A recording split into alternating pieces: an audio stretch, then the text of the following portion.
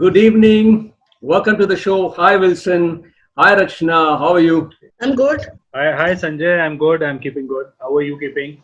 Good, good, good, good. Wilson, what has been the Yeah. impact of lockdown on legal professionals? Well, it is a bloodbath. And the legal profession, if I don't stretch it very wide as a spectrum, it is basically there are three categories which I personally feel.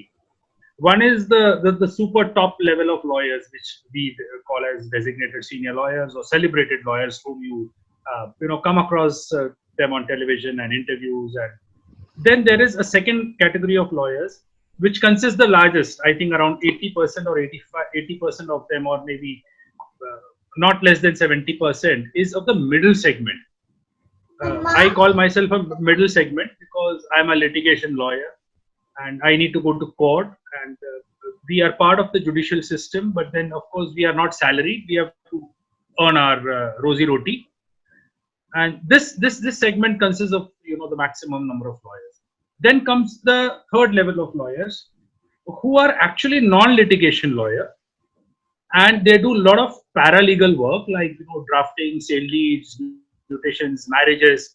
There are so many other stuff which technically not required by a lawyer, but then lawyers, obviously for for your survival you have to do. So and these work I have also done in my bygone days. So I think the second segment and the third segment, we have had a bloodbath for almost anything and everything because everything is shut down. I haven't entered the court premises since 20th of March when I came back from Delhi. So from 20th of March, and we are going to hit 20th of June in a few days, I have not seen even the building of the court, except when I went on for driving or something. But the fact remains is that it's a complete bloodbath.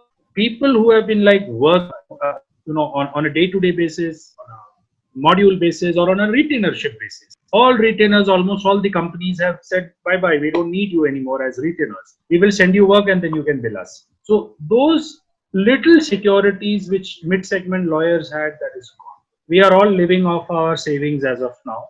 So God has blessed that, yes, we can sustain this phase for some more, few more months, I'll say, not years. But yes, there has been a collateral damage on the legal fraternity, no doubt about it. Has the Bar Council of India given any kind of support to lawyers, Wilson? Absolutely not.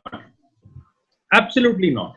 The reason why Bar Council has not given or not been able to give, this is two different things. Why it has, yes, it has done a lot of work in the previous times, giving insurances, support system if there is a lawyer who has died. And there has been work by Bar Council of India, yes. But then much of the work is dedicated to the state Bar Council. That is, if I'm registered with the Maharashtra Bar Council, a lot of responsibilities with the Maharashtra Bar Council. If Rachna is registered with Delhi Bar Council, then Delhi Bar Council has to see to it that what are the needs of Rachna. But then there has been limited work and things that has been done by the Bar Council. But now if you say, when you're trying to pinpoint this lockdown period, I'll say that yes, Bar Council has helped some lawyers. But yes, but then how many lakh of lawyers are there in India? Where the Bar Council has seriously and miserably failed is on one place that they have no clue as to what kind of incomes do these lawyers have, what kind of work do they do, are they into litigation, are they into non-litigation. I know lawyers who just go once or twice in a year to the court to vote for the bar elections, and the Bar Council thinks that they are practicing lawyers. They have got their garment shops and fruit shops and distributorships and things like that. So Bar Council actually has no data as to what a lawyer is doing, what are his incomes. There is no mandatory provision that me as a lawyer, I'm 21 years of practice, never had to submit my income tax returns to the Bar Council. So unless and until there is a mandatory provision as to that the lawyers have to file an income tax return, it should be sent to the Bar Association, the Bar Council. How will the Bar Council ever have a data? Yes, the maximum number of data, whatever the Bar Council of India has, is of Delhi lawyers. For the reason the Bar Council of India is based at Delhi. And then immediately after the Bar Council of India, there is the Supreme Court Bar Association, which is, a lot of tandem in that because in the Supreme Court, lawyers are the ones who are taking care of the Bar Council of India. They are elected members. So there is a lot of synergy between the Delhi Bar Council. There is a synergy between the Supreme Court Bar Association as well the Bar Council of India. There is a synergy between the High Court Bar Association and the Bar Council of India as well as the District Court Bar Association. There is a synergy in Delhi. There is some synergy in Mumbai.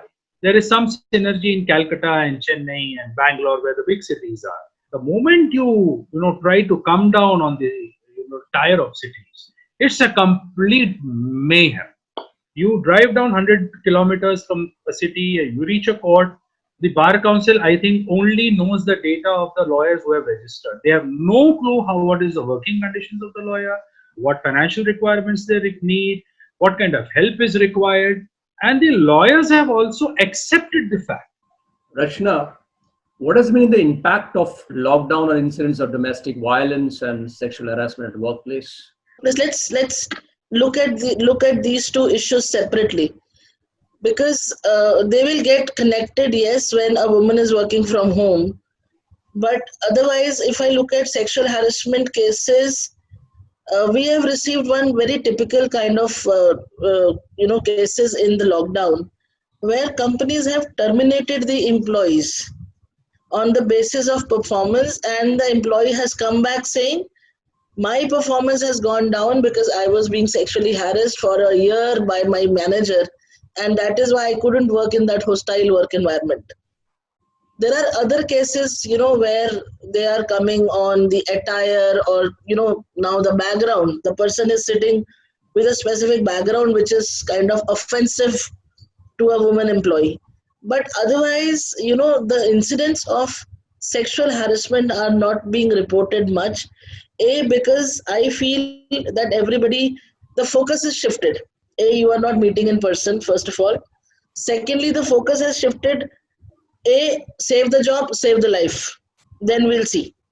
So now the everything else which is going on in the mind of a person has taken a back seat. So these two are the primary focus for any and every employee that we have spoken to. I need to retain my job.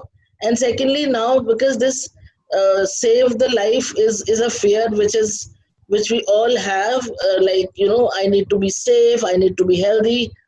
So these two fears are playing on the mind as of now. So less cases of sexual harassment.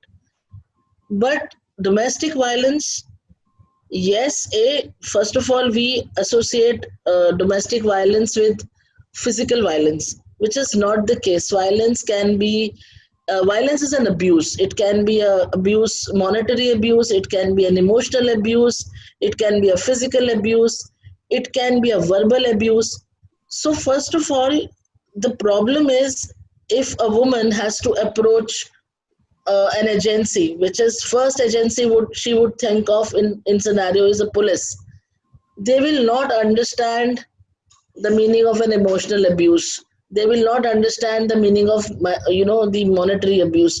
Specifically now, in the case of where women are working from home, their responsibility has increased many times. They have to take care of kids, elders, office, online classes, following up with kids. So there, and also because she is sitting at home, the excess burden of cooking for everybody, maids are not there, cleaning, and if somebody is sick in the family, so their responsibilities have gone multiple times. A lot of women are facing this problem, that who do I even speak to? This is becoming another issue. We were joking that day that the government has made mandatory that coronavirus warning when you pick up the phone. I think they should make something like a domestic violence also, that if you are going through this, this is when you should be, approaching.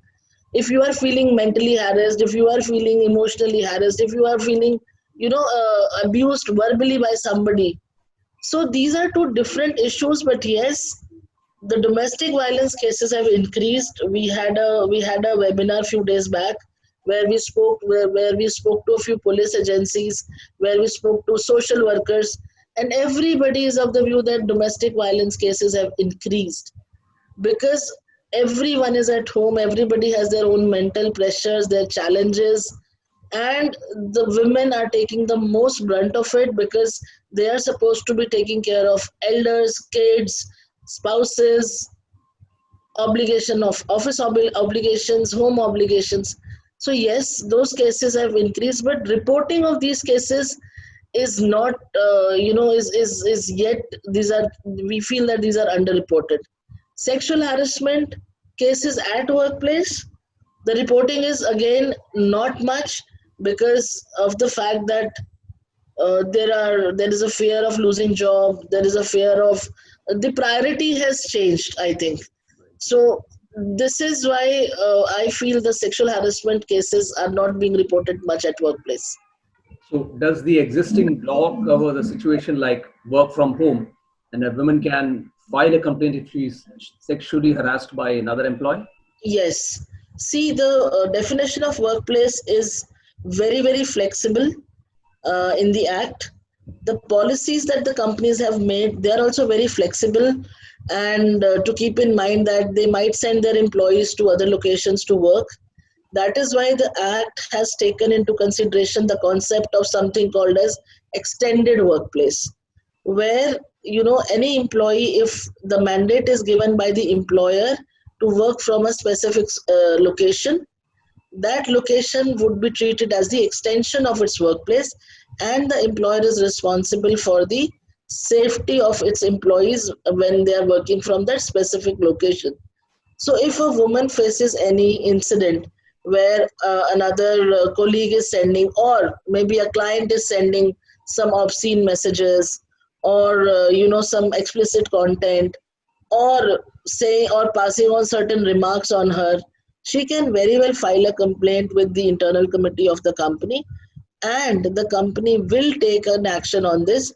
They cannot say that because you are working from home, or this has not happened in the office premises, this is not the ground that a company can take, because this is very well covered within the definition of workplace. Wilson, how can the Yeah, legal sir. professionals organize themselves? See, first and foremost, we have always seen a very traditional way of practicing in the courts. It's very traditional. So the first and foremost example is the kind of discussions we are doing on Zoom and on Skype. This was never thought of. Right. It was never thought of. It was never practiced except for some cases of international arbitrations and international mediations where physical presence was not there. It was, yes, practiced in family courts to an extent. It was also practiced in taking up of evidences in the court when the witnesses are, far away places, maybe abroad. And these were very extraordinary, exceptional places. And now, even our high courts have a video conferencing room. But then, see, it is maybe a case, a two case, or a three case a day. Now, here we are talking about 300 cases a day. The cause lists which used to come to us, just before the lockdown, were carrying 200 cases, 300 cases, and now you don't have the infrastructure for that. There is an infrastructure of video calling and video conferencing, but then the problem remains is that it was very specific for specific cases. So specific time designation was given, and the things were done very specifically in that period of time. So now if you want to take an evidence of an American CEO in a case in maybe in Delhi High Court, there is a time given, there is a specific designated place, but then that is one among how many thousands of cases. So that we have to see. Now this one case has now culminated into hundreds and hundreds of cases a day. Now, the courts have reduced the number of cases that is going to be listed.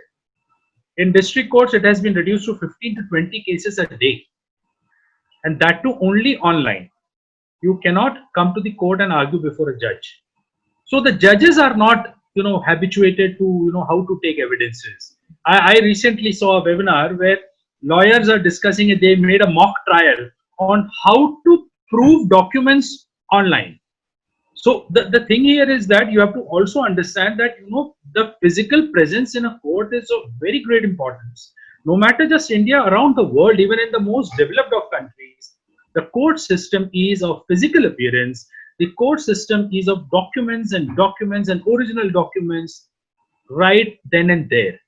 In evidence, when you cross-examine a person in court, the witness is standing in front of the lawyer.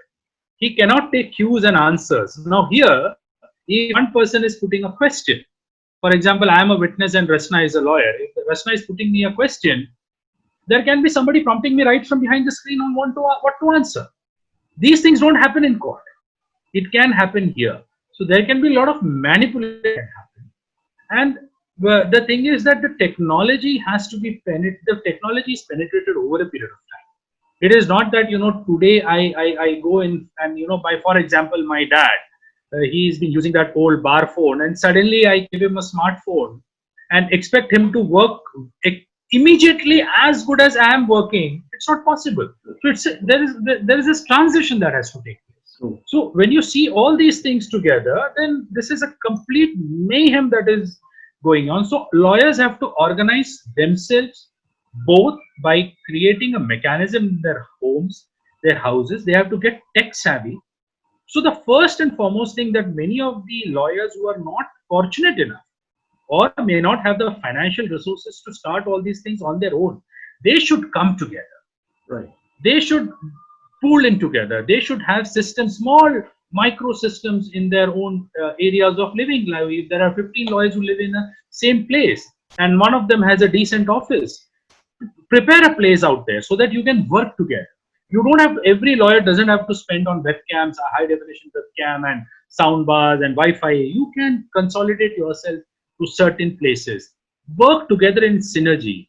Second is there is a lot of requirement for lawyers to also transfer cases to other friends of theirs. In India, we have general practitioners. We practice everything. I can go to any court in the country. It can be an accident claim, it can be family court, it can be civil court, it can be high court, it can be Supreme Court, it can be appeals, it can be anything under the sky. But in America and Europe, there are specific licenses and practice zones which take place. First of all, in America and Europe, there is nothing called individual practicing. There is always and always firms that are practicing. In a firm is consisting of 20 lawyers and 20 people are doing different jobs. They don't put their leg into each other's work. So the concept of firms have to come to India. There has to be lawyers sitting together, discussing that, okay, I do this, you do this. So when the case comes to the firm keeps some money for its own development, and the rest of the matters are passed on to the lawyers. So that is where you can actually see to it that it becomes a one-stop place where and in India, there are firms. If you look at, they are all firms based in metros. You look at JS Law, you look at ACB Partners, you look at DMDs, and you look at so many others, Khaitan and Karanjawalas and Amarchand Mangaldas. They are all firms. So they have all different set of lawyers. Some have 50 lawyers, some have 500 lawyers. But then when the work comes to them, it is given to a specific person, and then that specific person takes care of the work. So lawyers have to come together. This is the first and foremost thing that lawyers have to do. Come together, pool in your resources, your expenses will come down. You will find more better cases. You will have a capacity of help. You need not have juniors all for yourself. You can share juniors in a firm. You can have interns. It helps interns and much young lawyers also to walk into a firm and get work. Rachna, how do you see the world post-COVID with job layoffs, salary cuts? I'm talking in that context. One job instead of 5, now we're going to have 10 people, vying for that job. That's what I've been discussing with a lot of my clients. They are coming to me saying, do we need to send any advisory now? Do we need to change any policy now? Do we need to do any changes for work from home? I am telling everybody you are safe with your policy because the law has taken care of it. Because it's a fairly new law. In 2013, it came into the picture. They need to be more careful post-lockdown era. There's a joke that we get a lot of sexual harassment cases during the appraisal cycle and after the offsites or the annual parties of the organizations, which used to be the normal scenario. Now think, as you're rightly saying, one job and 10 people. And also these 10 people have not got any increments in the last year. Rather they have taken job cuts. Rather they have taken, for the salary of one people, they are doing a job of three people. So imagine that situation where you they are fighting. There's a cutthroat competition, and be ready for those cases, because you may expect, what happens is, a lot of times we get a lot of complaints like, I was made to sit late at night, I was not given the right project, my manager keeps looking at me, he keeps ogling at me, and blah blah blah. And then there is a line at the end saying, I'm also being sexually harassed. So the management time goes into checking the complaint, inquiring the complaint. Senior people are involved in the investigation. What comes out of it is, it may be a workplace harassment, it may be a false complaint, but at the end of the day, a lot of man hours get wasted onto that. This kind of things, I am hoping that these kind of cases are going to increase post lockdown, because there is a competition. I didn't get my increment, I have to take it this time. The other person should not get it. Let me file a complaint, let's see what will happen. So these cases are going to happen. And also a set of people in an organization who are known for passing comments on female employees, they are sitting at home. They cannot pass on those comments because most of the meetings are being recorded.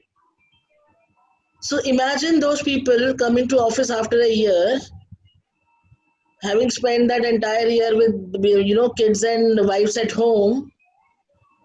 So I don't need to say more. Right. So these people are going to come back in their own, in their own right avatars after this post-lockdown period, and I see a very very big increase in the cases.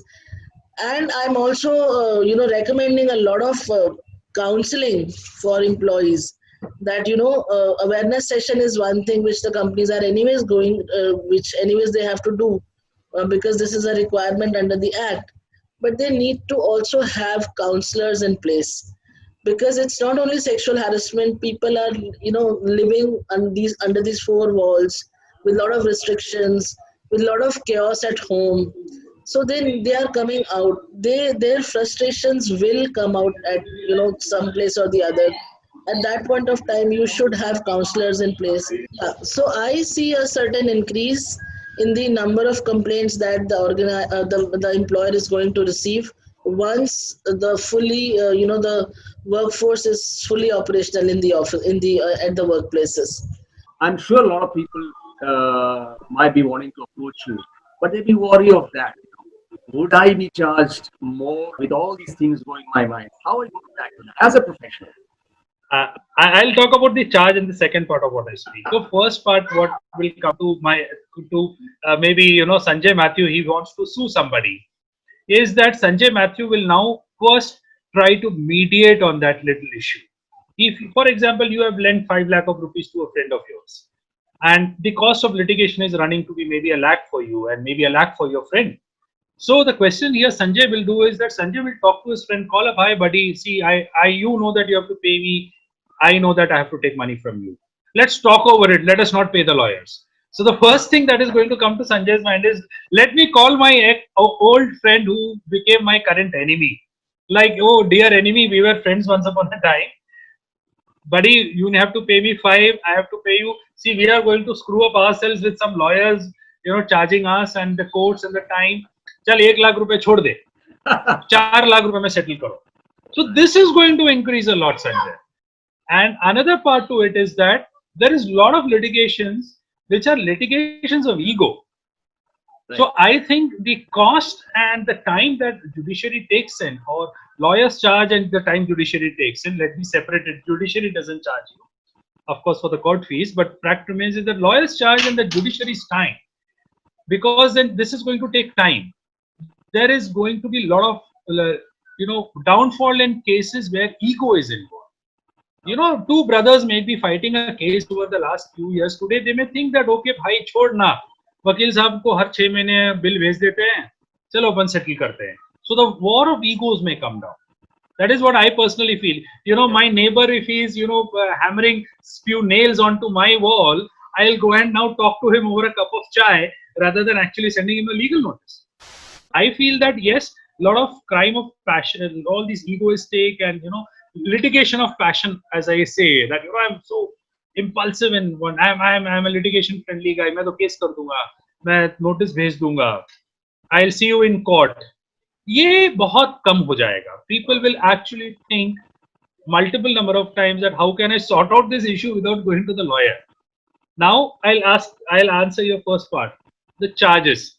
Now the problem here, this is going to be a very strange problem. Lawyers over a period of time have set their certain benchmarks when it comes to fees. And of course, a lawyer of my experience, even the person who became a lawyer on the same day as I am, he may be charging more than me or he may be charging less.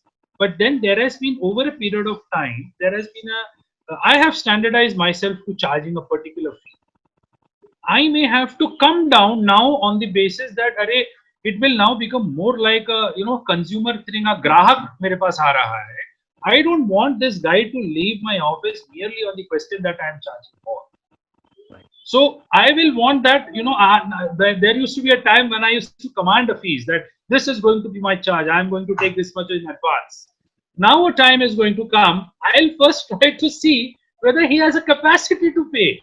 I'll try and talk him through some discussion कि भाई आपकी गाड़ी कौन सी है, आप क्या गाड़ी खरीदे हैं अभी, वो बोलेगा, suppose he says that साहब मैंने अभी अपनी गाड़ी बेच दी, so I know this guy can't afford me. So I will also, if I am going to pay him X amount, I am going to tell him X minus 25% now. So this is going to happen. This is going to happen. There will be more and more bargaining. Even this is going to be a problem with senior lawyers who have been charging 5 or 10 lakh rupees per hearing. They are the ones who most likely won't be affected, for the reason that they have reached that pinnacle where they are the only ones to be there. So they are going to charge. Akshay Kumar is going to charge that much as per percentage. He is not going to come down. But maybe, Rajkumar Rao may come down, because then he may think that, let me get work. Let me say no to a few, yes to a couple of more movies, because it's nothing has come to me. So this is the kind of scenario that we lawyers are going to have. Yes, there will be bargain left, right and center for lawyers. Which has already started. Which has already started, right? It has already started. Sanjay, to share with you, when this lockdown started, I lost my biggest client who was my retainership client. Oh. They said, we are retaining you, but we will not pay you the retainer. We will pay you on the basis of the assignment. I was happy that at least my client is retained. Oh. I have not lost my client. And this, unfortunately, this was the time when all the agreements were into the renewal mode because of the starting of the financial year. So everybody has, given us a nice haircut of 20%, 30%, saying that this is what is on the table, take it or leave it. So for me, the situation is, I have no choice. At least my client is retained. I'll figure it out. Let the investigations begin, or let the, let the time come when there are trainings. But the point is, I am in no position to give up my client. What preparedness is needed for the post-lockdown scenario? As a lawyer, as a litigation lawyer, somebody goes to court every day. The preparedness has to be done by the administration. Lawyers are merely people who are using a government system, a government created system. See, a building of a court is a government building. It is run by the PWD or the government of the state, whichever depends where it is. Now, the preparedness for a lawyer is that, yes, he has to be prepared for lesser number of cases. But his preparation all the more has to be regarding his own personal health. See, we don't have, I have my own health insurance. That's a different issue. But lawyers in general are not given, they don't have PF, they don't have health insurances, they don't have any healthcare system, they don't have gratuity, they don't have salaries. They are the ones devoid of all these many things. So one of the first and foremost, which the administration's responsibility is that lawyers are working in a very overcrowded system. so many people around. So hygiene is a very important part. The administration has to see to it that the lawyers are provided better work cultures, better workplaces, so that the deep frustration of losing work, not having money, is at least compensated by good working environments. So I think the administration has got a huge responsibility of making better working environments. Yeah, so I think preparedness has to be regarding the health and hygiene for lawyers, working conditions. I've been fortunate enough to be working mostly in bigger cities, but I have been to seriously small places. You won't believe, Sanjay. I have seen places where lawyers don't have a bar room. They have to actually sit under a tree. They have steel chairs. They have these blue plastic, tarpaulins which are over their heads, and I don't know how they are going to survive this work. There are lawyers who actually work on everyday basis. They take 100 or 200 rupees from a poor client. Poor people, down people from the very lowermost strata, they have land issues, agricultural land problem, accident claims. They charge very less from these poor people, and hats off to those lawyers who are charging so little from these poor people. But we have to think otherwise. How is the lawyer going to survive that? And that very laborer whose son might have died under a truck, whether he is in a position to pay him 200 rupees, which he was paying the lawyer pre-lockdown. I'm saying 200 and rupees and 100 rupees. So this is a colossal thing. The preparedness for a lawyer has to be first and foremost try to do a lot of pro bono work. And yes, when you charge a client, tell a client that please, I'm going to charge you this much because 25% of what I'm getting from you, I'm going to use it for pro bono. There are so many people who won't be able to afford lawyers and doctors. So if somebody is coming to a lawyer, let me take the first initiative of maybe charging the same amount to my client by telling him, see, buddy, I am going to use 25% or 50% of what you're giving on pro bono work. This has to be, I think, the preparedness of many of the lawyers, and many of the lawyers have been doing this. I mean, I know I won't name, but then senior counsels and celebrated senior lawyers in the Supreme Court. There are many lawyers who don't charge war widows. They don't charge a soldier's widow. They don't charge, somebody from the legal fraternity. They don't charge old ladies. They don't charge cases when there are the lives of small children involved. So there are lawyers like this. And I think more and more lawyers who have been doing quite well and who will be doing quite well, as Rachna said, it's a phase of 3 to 6 months. I think for lawyers, I think it is going to take more than 6 months for things to streamline, maybe a year. But then, yes, preparedness for lawyers, personal level, cut down on your cost, try to cut down on the luxuries that you've been having, try to use them in some way or the other when things reopen. When things reopen, try to pass it on to the poor people. Let us see what can be done for poor clients. People come to us for help. We need to help them. So let us try and do best what possibly we can. Thank you so much, Rachna. Thank you so much, Wilson. I realize I'm with the lawyers. It's crossed 56 minutes. Maybe you won't be calling us again. No, 56 minutes is seriously long. It was a wonderful session. And I think, the same way, we argue in courts. It's been a long time that I've spoken for a long stretch, actually, continuously for 5-6 minutes. It's like I was in the court. And thank you, Sanjay, for, really giving that patient hearing. As we say in the courts, we are deeply obliged. Thanks, Wilson. Thanks, Rachna. Thank you so much.